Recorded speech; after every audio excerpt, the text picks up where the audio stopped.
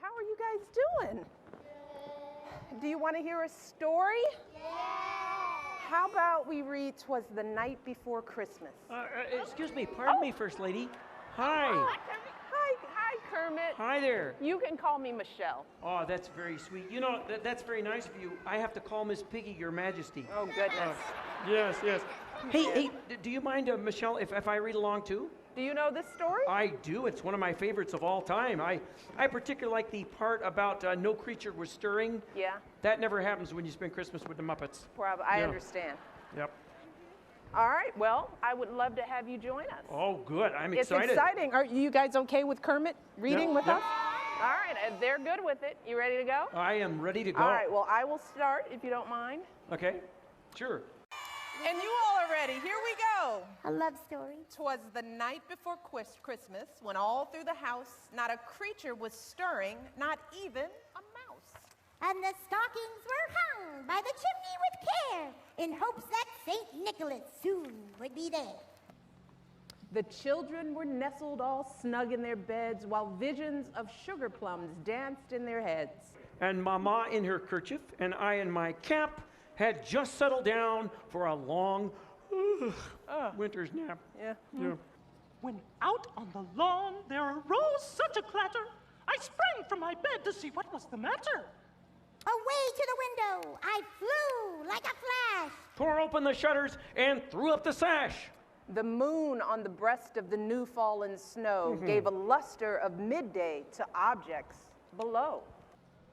When what to my wondering eyes should appear but a miniature sleigh and 8 tiny reindeer.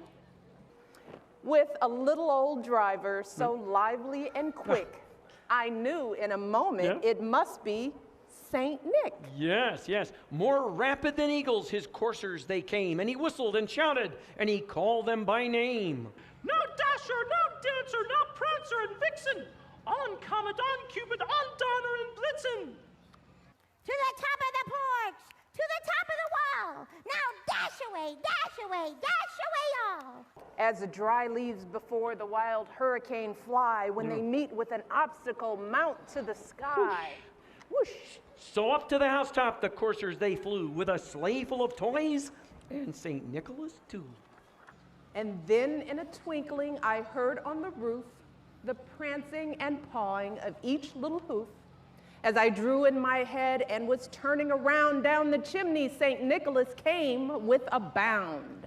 He was dressed all in fur from his head to his foot, and his clothes were all tarnished with ashes and soot. A bundle of toys he had flung on his back, and he looked like a peddler just opening his sack. His eyes, how they twinkled, his dimples, how merry. His cheeks were like roses, his nose like a cherry.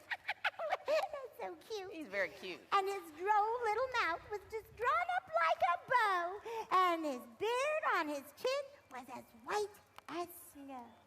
The stump of a pipe he held tight in his teeth, and the smoke, it encircled his head like a wreath. He had a broad face and a little round belly that shook when he laughed like a bowl full of jelly. He was chubby and plump, a right jolly old elf, and I laughed when I saw him in spite of myself.